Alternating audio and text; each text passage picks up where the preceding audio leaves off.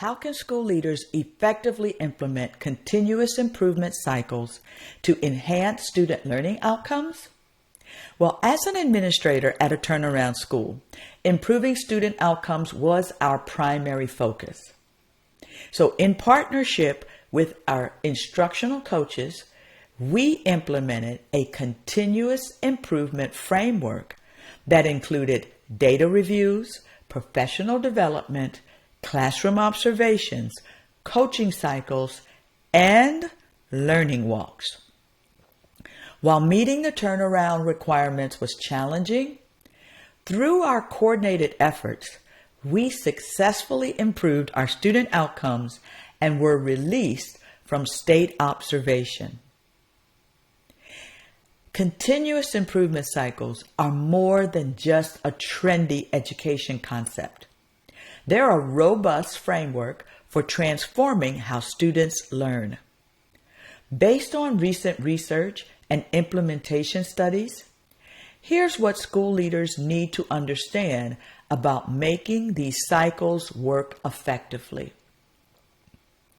You see, the current reality is that many schools approach improvement planning as a one-and-done exercise, creating ambiguous yearly plans that often collect dust on office shelves. The critical flaw in this approach is treating improvement as an event rather than an ongoing process. Research shows that sustainable change requires constant adaptation, data collection, and learning through collective effort. So let's talk about some key components for success. First, rapid learning cycles. You see, successful schools break down their improvement efforts into 90-day cycles focused on specific, measurable goals. This shorter time frame creates urgency while allowing for quick adjustments based on what's working. According to implementation studies, focusing on a series of small changes combined with ongoing evidence collection leads to more sustainable, large-scale improvements. Next, evidence routines. You see, effective leaders establish regular routines for collecting and analyzing evidence of student learning. Now, this isn't about more testing. It's about gathering meaningful data through classroom observations, student work samples, formative assessments, and teacher feedback loops. This evidence routines help identify what's working and what needs adjustment before minor issues become big problems.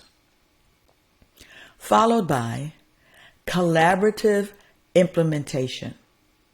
The most successful improvement cycles involve teachers, administrators, and support staff working together. Research indicates that sustainable change requires collective effort and context-specific adaptations. Number 4, clear success criteria. Leaders must establish clear indicators of success at the start of each cycle. These should be specific and measurable, focused on student learning, observable in regular practice, and achievable within 90 days. So now that you have some understanding, let's get started. To implement effective improvement cycles, I want you to first begin with a clear problem of practice based on current student learning data. Next, set specific 90-day goals that contribute to larger school improvement targets.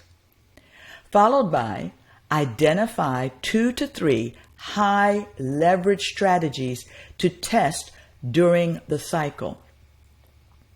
Once you've done that, I want you to establish regular times to collect and review evidence. And last but not least, create structures for team reflection and adjustment. Now, there are a few common pitfalls for you to avoid. Number one, taking on too many focus areas at once. Number two, collecting the wrong information. So not collecting the proper evidence to show impact. Number three, failing to build in time for team reflection. Number four, moving to new strategies before current ones are fully implemented. And number five, not celebrating small wins along the way. You see, success requires shifting from yearly to quarterly planning, summative to formative evidence, individual to collective responsibility, perfect plan to continued learning. So let's talk about the path forward. You see, continuous improvement is not about finding the perfect solution. It is about getting better through disciplined cycles of learning. When leaders commit to short cycles, evidence routines, and collaborative reflection, they create the conditions for sustainable growth in student learning. So as you plan your next improvement cycle, I want you to keep these things in mind. First and foremost, choose one critical problem of practice to focus on. Next, set clear 90-day targets aligned to your school's goals. Followed by establish weekly evidence routines with your teams. Once you've done that, I want you to schedule regular time for reflection and adjustment. And last but not least, share learning across grade levels and departments. Remember, the goal isn't perfection, it's progress. By implementing structured improvement cycles grounded in evidence, you create the conditions for both students and adult learning to thrive.